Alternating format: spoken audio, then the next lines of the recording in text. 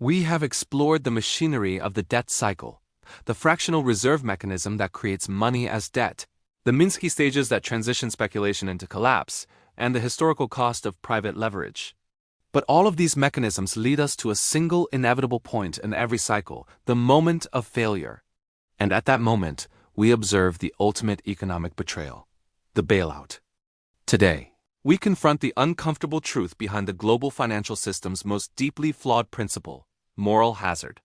We must ask why every crisis is solved in a way that financially punishes the prudent savers and cautious citizens, while rewarding the reckless speculators who caused the catastrophe, thus guaranteeing that the cycle will repeat forever.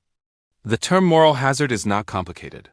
It simply describes the tendency to take greater risks when you know you will be protected from the consequences of failure. Imagine a driver who knows that insurance will cover every accident they cause, regardless of negligence. That driver has a moral hazard to drive recklessly. In finance, this translates into the implicit, unspoken, but universally understood guarantee that certain institutions, those deemed too big to fail, will be rescued by the state and the central bank if their highly leveraged bets go wrong. This guarantee is the most powerful incentive for recklessness ever created. When a financial institution, a major bank, a large insurance company, or a global investment firm takes on speculative and Ponzi-level risk, their executives know they are privatizing the gains. If the bet pays off, they take enormous bonuses and the profits are distributed to shareholders. But if the bet fails, if the housing market collapses, if their corporate bonds default, or if their derivatives blow up, the losses are socialized.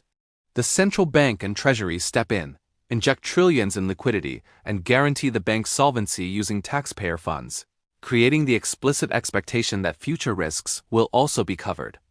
This system is a financial perpetual motion machine, engineered to reward the riskiest players. Now consider the victims, the savers. They are punished by the very mechanism used to fund the bailout. After a crisis, the central bank engages in massive quantitative easing and drives interest rates down to zero. This is done to prevent the defaulted banks from failing, to keep the cost of their massive debt manageable, and to encourage new borrowing. But for the average citizen who was prudent, who lived below their means, and who saved diligently for retirement, this policy is devastating. Low interest rates mean their savings earn nothing, forcing them to either consume their capital or take on risk in volatile asset markets just to keep pace with inflation. They are forced out of safety and into speculation, while simultaneously having their tax dollars used to ensure the reckless institutions that caused the crash survive unscathed. The most insidious part of the moral hazard trap is that every successful bailout creates the blueprint for the next collapse.